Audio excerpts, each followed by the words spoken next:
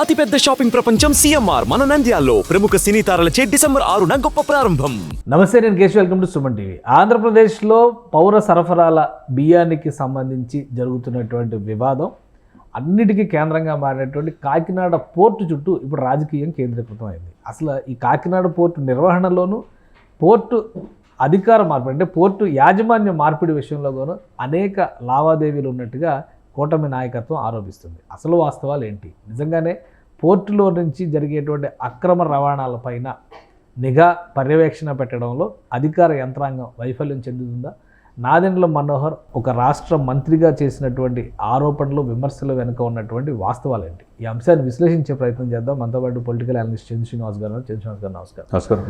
చాలా పెద్ద ఆరోపణ నాదెండ్ల మనోహర్ గారు చేసింది. ఎందుకంటే ఆయన డే 1 అసలు కూటమి ప్రభుత్వం కన్ఫర్మ్ అయిన క్షణం నుంచి కూడా రకరకాల తనిఖీలు చేశారు. ఆయనకి శాఖను కేటాయించిన మరుక్షణం సివిల్ సప్లైస్ బియ్యాన్పైనే ఫోకస్ అంతా పెట్టారు. ఇప్పుడు కాకినాడ పోర్టు పైన చాలా తీవ్రమైనటువంటి ఆరోపణలు చేశారు. ఏ విధంగా చూడాలి? అందులో ఉన్నటువంటి వాస్తవాలు ఏంటి? డెఫినెట్గా అండి, ఆయన ఆరోపించి ఇప్పుడు చరిత్రలో ఇంత భారీ స్కాము దేశ భద్రతనే గాలికి వదిలేసి పోర్టుని అక్రమార్కుల చేతిలోకి వెళ్ళిపోయిందని చెప్పి ఆరోపించాడు. ఫస్ట్ పాయింటే, ఇంతకుముందు కేవీ రావు గారి ఆధ్వర్యంలో ఉన్న ఈ పోర్టుని అరబిందో రియాలిటీకి ఎలా వెళ్ళింది? 41.12% ఎందుకు ఇచ్చారు? దీన్ని జగన్మోహన్ రెడ్డి గారు సమాధానం చెప్పారు. అరబిందో రియాలిటీకి హైదరాబాద్లో ఉంది, దానికి కాకినాడ పోర్టుకి సంబంధం అయింది. కాకినాడలో పెన్సిల్ కర్మాగారం కూడా పెడితే వివాదం అయింది. తర్వాత వాళ్ళ ఫార్మా ఇండస్ట్రీలో ఉండాలి, విశాఖపట్నం ఫార్మా. ఆయన శరత్ చంద్రారెడ్డి అరవిందో తెలుసు మాకు, ఢిల్లీలో లిక్కర్ స్కామ్లో కూడా ఆయన అప్రూవల్గా మారాడు. ఇటువంటి వ్యక్తికి ఎట్లా ఇస్తారు? గత వైసీపీ ప్రభుత్వంలో ఇచ్చారు. అది కూడా ఎట్లా ఇచ్చారు? ఆ పోర్టు నిర్వాహకులు కేవీరావుని బెదిరించి 41.12% వాటాను వాళ్ళ ఫ్యామిలీ నుంచి రాపించుకున్నారనేది ఆరోపణ. అటువంటి ప్రాపర్టీస్ ఇప్పుడు దానికి విజయసాయి రెడ్డి గారు అల్లుడు అవుతాడు. కానీ కంప్లైంట్స్ రాలే కదా? కంప్లైంట్స్ ఏమైనా ఉండి ఒకవేళ వాళ్ళు ఎవరన్నా ఫిర్యాదు చేస్తే రియాక్ట్ అవ్వడానికి ఇదంతా కూడా లీగల్గా కంప్లీట్ చేసినటువంటి ప్రాసెసే కదా. అంతా లీగల్గా నడుస్తున్నట్టే కదా. నడుస్తున్నట్టు అంటే బెదిరించి, అంటే గత ప్రభుత్వం ఉంది కదా అని చెప్పేసి వాళ్ళు ఇష్టం వచ్చినట్టు చేశారు సార్. ఇది ఇప్పటి నుంచి కాదు, వెల్ ఆర్గనైజింగ్ క్రైమ్. ఇది కేంద్ర ప్రభుత్వం సంబంధించిన తీర ప్రాంతం. పవన్ కళ్యాణ్ గారు చెప్పినట్టు గుజరాత్ తర్వాత తీర ప్రాంతం ఉంది. గుజరాత్ తీర ప్రాంతం ఉంది కాబట్టి అంత డెవలప్ అయింది పరిశ్రమలు పెట్టి. ఇక్కడ తీర ప్రాంతం ఉండి కూడా ఉపయోగించుకోవట్లేదు, అక్రమార్కుల చేతులు వెళ్ళిపోతుంది. మరి ఇది పరిరక్షించాల్సిన బాధ్యత ఉందా లేదా అనేది ప్రశ్న. ఇప్పుడు గత 2021, 22, 22, 23, 23, 24 ఈ 3 ఆర్థిక సంవత్సరానికి గాను కాకినాడ పోర్ట్ నుంచి ఆయన చెప్పిన ఆరోపణల ప్రకారం 48,537 కోట్ల రూపాయలు రైస్ మాఫియా వ్యాపారం జరిగిందని. అక్రమ వ్యాపారం. అది అతిపెద్ద ఇది ఒక రైసే జరిగిందా? దీని వెనక ఇంకేమైనా గంజాయి మిగతాయి కూడా జరిగినాయి అనేది.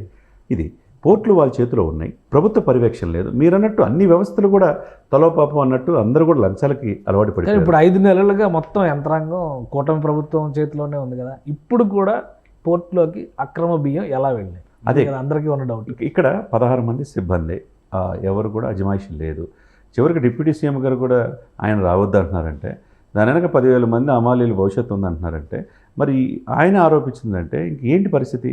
మీరు చెప్పినట్టు సివిల్ సప్లై మినిస్టర్గా ఛార్జ్ తీసుకున్న తర్వాత జూన్ 28న ఈయన తనిఖీ చేసి 13 గోడౌన్స్లో కాకినాడ పరిసర ప్రాంతాల్లో ఆయన తీసుకుంది ఎంత మొత్తం కూడా 51,427 మెట్రిక్ టన్నులు స్వాధీనం చేసుకున్నారు.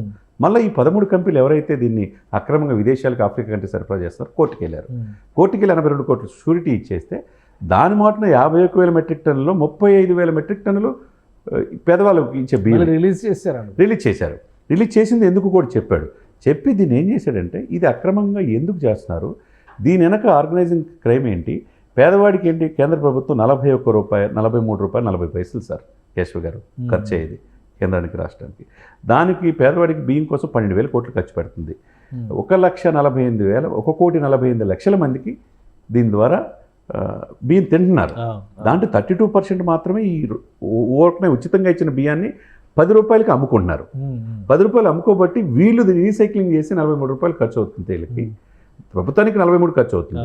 దీన్ని రీసైక్లింగ్ చేస్తే ఇంకో 10-20 ఖర్చు అవుతుంది. 50 రూపాయలు లాభంతో 75 రూపాయలకి ఇతర దేశాలు అమ్ముతున్నారంటే ఎంత వేళ్ళు ఉరుకుపోయిందో మనం అర్థం చేసుకోవచ్చు.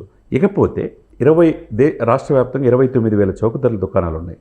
29,000 చౌకధరల దుకాణాలు ఉంటే వాళ్ళకి ఇంటికి వాళ్ళే వెళ్ళి బియ్యము, కందిపప్పు, నిత్యావసర వస్తువులు తీసుకుంటారు. బళ్ళు పెట్టారు కదా, వెహికల్స్ ఆ బళ్ళు పెట్టారు. అది కూడా చెప్తున్నా, అది కూడా 1600 కోట్ల స్కామ్. 1600 కోట్లు ఖర్చు పెట్టి 9360 వ్యాన్లు కొన్నారు సార్. వ్యాన్లు కొని 2 అవర్స్ అక్కడ వెళ్తారు. మీరు వాళ్ళు ఆ బియ్యాన్ని ఉపయోగించుకొని 25 కేజీలు ఇచ్చారనుకోండి, 5 కేజీలు ఏదో అట్టు పిండికో దేనికో ఉపయోగించుకొని మిగతా 20 కేజీలు వాళ్ళకే అమ్మేసేస్తారు. అంటే చూడండి, ట్రాన్స్పోర్ట్ దేనికి ఇచ్చారు? పేదవాడి కోసం. డెలివరీ ఇవ్వడానికి వచ్చిన బళ్ళే మళ్ళీ తీసుకెళ్తారు. ఇప్పుడు అది ఎక్కడి నుంచి జరుగుతుంది? చిత్తూరు నుంచి శ్రీకాకుళం జరుగుతారా? అదే జరుగుతుంది. సివిల్ సప్లై శాఖ మొత్తం ఎవరి చేతిలో ఉంది? చైర్మన్ ఎవరు? భాస్కర్ రెడ్డి గారు, వాళ్ళ నాన్నగారు, ద్వారంపూడి నాన్నగారు. పోర్ట్ అన్ని ఎవరి నిర్వాహకులు ఉంది? వీరభద్రారెడ్డి. మానస ఎంటర్ప్రైజ్ ఎవరిది? ద్వారంపూడి ఫ్యామిలీది. 7 ఎకరాలు ఈ పోర్ట్లోనే ఉందంటే స్థలం ఇచ్చారంటండి ఈ మానస ఎంటర్ప్రైజ్కి. ఎలా ఇస్తారు? మీరు చెప్పిన 1600 కోట్లు ఖర్చు పెట్టి 9360 వ్యాన్లు కొన్నారంటే, ఈ వ్యాన్లు ఏదో పేద ప్రజల కోసం కొన్నారని అందరూ అనుకుంటున్నారు. దాని వెనక ఇదంతా ప్రాపర్ ఆర్గనైజ్ చేయడం కోసం వ్యాన్లు ఉపయోగిస్తారు. అంతే, అదే ఉపయోగించారు. ఇక్కడ దీన్ని అడిగే వాళ్ళు లేరు. ఇది వెల్ ఆర్గనైజ్డ్ క్రైమ్. గత 3-4 సంవత్సరాలు గత ప్రభుత్వ హయాంలో జరిగిన ఈ ఇదికి బాధ్యులు ఎవరు? ఆయన ప్రశ్నిస్తారు. ఇప్పుడు చర్యలు తీసుకుంటారా తీసుకోరా? ఆల్రెడీ సీజ్ చేసిన ధాన్యం మొత్తం రిలీజ్ చేశారు అంటున్నారు. ఇంకోవైపు నుంచి చూస్తే 5 నెలలు అయిపోయింది, యంత్రాంగం అంతా మారిపోయి 5 నెలలు అయింది. ఇప్పుడు అధికారం అంతా కూడా వీళ్ళ చేతిలోనే ఉంది. ఏం చర్యలు తీసుకుంటారు, ఏ విధంగా కంట్రోల్ చేస్తారు, దీని మీద క్లారిటీ కూడా ఇవ్వాలి కదా. పోర్టు యాజమాన్యాల సంగతి అంటే అది లీగల్గా చూసుకోవాల్సినటువంటి అంశం ఇది. అయితే అక్రమ రవాణా జరగకుండా ఎంత చెక్ పోస్టులు పెట్టి ఇన్ని రకాలుగా రిస్ట్రిక్షన్స్ పెట్టినా కానీ మళ్ళీ అక్రమంగా ధాన్యం వెళ్ళినవి ఆ షిప్లో ఉన్నాయి అని చెప్పని అంటున్నారంటే అక్కడ యంత్రాంగం ఫెయిల్ అయినట్టే కదా. కంప్లీట్గా ఫెయిల్ అయినట్టే సార్. ఇక్కడ కేంద్ర ప్రభుత్వ అనుబంధ సంస్థలన్నీ కూడా ఎవరి ఆధ్వర్యంలో ఉంటాయి? Central industrial security force. ఎయిర్పోర్ట్లు కూడా చూసారా, మనం ఒక ఢిల్లీ వెళ్ళాలని ఎక్కడికి వెళ్ళాలని చెక్ పోస్ట్ ఎన్ని రకాలుగా చెక్ చేస్తారు మనల్ని. అట్లా ఈ వ్యవస్థ లేదు. ఈ పోర్టులన్నీ కూడా ఈ ప్రైవేట్ పరం అయ్యేతలకి ఇష్టానుసారంగా వ్యవహరించుకున్నారు. ఎవరికోళ్ళు బెదిరించి తీసుకోవడం, వాటర్ దాంట్లో ఏం జరుగుతుందో కూడా తెలియని ఇతర దేశాలకు ఏం జరుగుతుందో తెలియదు. ఆయన ఆరోపించినట్టు కసపులంటే సముద్ర మార్గం ద్వారా వచ్చి ముంబైను మారణహోమం చేశాడు. మరి అటువంటిది తీర ప్రాంతాన్ని మనం రక్షించుకోవాల్సిన బాధ్యత మనకు ఉందా లేదా? దేశ రక్షణ సంబంధించిన విషయం ముడిపడి ఉంది. కాబట్టి ఈ కేంద్ర ప్రభుత్వం కూడా దీని మీద దృష్టి పెట్టాలి. సిఎస్ఎఫ్ లాంటి సెంట్రల్ ఇండస్ట్రియల్ సెక్యూరిటీ ఫోర్సు ఈ నిఘా వ్యవస్థ ఇంతవరకు రియాక్షన్ లేదు. కేంద్ర ప్రభుత్వ సంస్థల నుంచి కానీ కేంద్ర ప్రభుత్వం వైపు నుంచి కానీ ఇంకా ఏమి రియాక్షన్ లేదు. రాష్ట్ర ప్రభుత్వంలో కూడా ఎంతవరకు చర్యలు తీసుకుంటారనే దాని మీద రకరకాల వైరల్స్ ఇప్పుడు మరి కాసేపట్లో చంద్రబాబు నాయుడు గారితో ఉప ముఖ్యమంత్రి పవన్ కళ్యాణ్ గారు సమావేశం అవుతారు. దీని మీద ఏం చర్యలు తీసుకోబోతున్నారో మీడియా ముఖ్యంగా చెప్పొచ్చు. అదేవిధంగా సెంట్రల్ ఏ విధంగా క్యాబినెట్ మీటింగ్ కూడా ఉంది.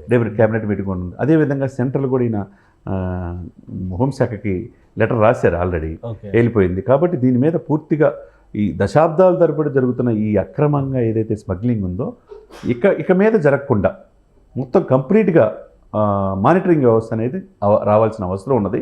ఆ దిశగా ఈ ప్రభుత్వం చేస్తాను. ఎందుకు వదిలిపెట్టరు, పవన్ కళ్యాణ్ గారు వదిలిపెట్టరు. ఎవరు వదిలిపెట్టినా ఆయన వదిలిపెట్టారు. సీజ్ ద షిప్ అనేది మీడియా అటెన్షన్ కోసం చేసిన కామెంట్స్ ఇవన్నీ కూడా. కాబట్టి అక్కడ యాక్షన్ ఏమి ఉండట్లేదు. పట్టుకున్న 35,000 ధాన్యం కూడా మళ్ళీ వదిలేశారు. అక్రమం అయితే అసలు ఎందుకు వదులుతారు అని చెప్పి అంటున్నారు. సార్ క్లియర్గా ఇక్కడ తెలియాల్సింది ఏంటంటే, వీళ్ళు ఏంటి రైస్ మిల్లర్స్ దీనికి అలవాటు పడిపోయారు. వీళ్ళు ₹1, ₹2 కాదు, కోట్ల నుంచి 100 కోట్లు 1000 కోట్లకి వెళ్ళిపోయారు. వీళ్ళు అలవాటు పడిపోయినప్పుడు ఎక్కడ ఉండరు. ఎక్కడో అగర్వాలు, ఎక్కడో మానస, ఈ 13 కంపెనీలు ఏంటి కోర్టు కూడా వెళ్ళే పరిస్థితికి వచ్చారంటే 4 మాసాల నుంచి ఈ ప్రభుత్వం 164 సీట్లతో వచ్చినా వీళ్ళు ఏం చేయలేకపోతున్నారంటే దీంట్లో చిన్న చిన్న పాయింట్స్ని పట్టుకొని లూప్ లైన్ పెట్టుకొని వెళ్తున్నారు. ఈ మామూలు రైస్ అని చెప్పి ఎక్స్పోర్ట్ చేస్తే ఈ ప్రాబ్లం లేదు.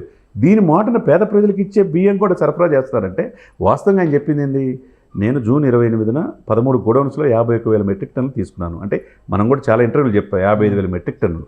దీంట్లో ఎంత ఉంది? 30,000 మెట్రిక్ టన్నులు పేదవాడి బియ్యమే ఉంది. ఆ బియ్యం మాటని ఈ బియ్యం ఇతర దేశాలకి ఇది చేస్తున్నారు. దీనికి 82 కోట్ల షూరిటీ ఇచ్చి వీళ్ళు రిలీజ్ చేసుకున్నారు. ఎవరు? ఇప్పుడున్న వాళ్ళు. అంటే 48,000 కోట్ల రూపాయలు కాకినాడ పోర్టు కేంద్రంగా గత 3-4 సంవత్సరాలు జరిగిందంటే దీన్ని బట్టి మనం అర్థం చేసుకోవాలి కేశవ్ గారు. ఏదైనా కానీ ఈ ప్రభుత్వం, ఈ కూటమి ప్రభుత్వం మీద పెద్ద బాధ్యత ఉంది. పవన్ కళ్యాణ్ ఒక రకంగా సవాల్ విసినట్టే. ఆయన అందరికీ సమాధానం చెప్పారు. దేశవ్యాప్తం ఇష్యూ అయిపోయింది. పోర్టులు ఇట్లా జరుగుతుంటే ఎట్లా? రేపు ఎవరొకరు చొరబడి దేశానికి అంతర్గతంగా భద్రత పాయింట్ ఆఫ్ వ్యూ ప్రశ్నిస్తే ఎవరు చెప్పేది అనేది ఉంది. కాబట్టి కేంద్ర ప్రభుత్వం కూడా దీంట్లో ఇన్వాల్వ్ అయ్యి దీన్ని త్వరితగతిన విచారణ చేసి ప్రజలకి, కామన్ మ్యాన్కి అసలు ఏం జరుగుతుందో ఈ పోర్టులు అనేది తెలియజేయాల్సిన అవసరం ఉందండి. రైట్. థ్యాంక్ యూ చంద్రశ్రీనివాస్ గారు. ఇది కాకినాడ పోర్టులో రాజుకున్నటువంటి దుమారం ఇప్పుడు దేశవ్యాప్తంగా చర్చగా మారుతుంది. ఏపీ సీఎం చంద్రబాబుతో పవన్ కళ్యాణ్ భేటీ కాబోతున్నారు. దీనిపైన ఒక కఠినమైన నిర్ణయం తీసుకోవడం ద్వారా రేపు ఏపీ క్యాబినెట్లో కూడా ఈ అంశం పైన చర్చ జరిగే అవకాశం కనిపిస్తుంది. సివిల్ సప్లైస్ బియ్యం దారి మళ్ళడం పైన మాత్రం కూటమి ప్రభుత్వం స్ట్రిక్ట్ యాక్షన్ ప్లాన్ రెడీ చేసుకుందని చంద్ర శ్రీనివాస్ గారు విశ్లేషిస్తున్నారు. ఇది special discussion. Keep watching. Suman టీవీలో మీ పర్సనల్ అండ్ బిజినెస్ ప్రమోషన్స్ కోసం కింది నెంబర్కి కాంటాక్ట్ చేయండి.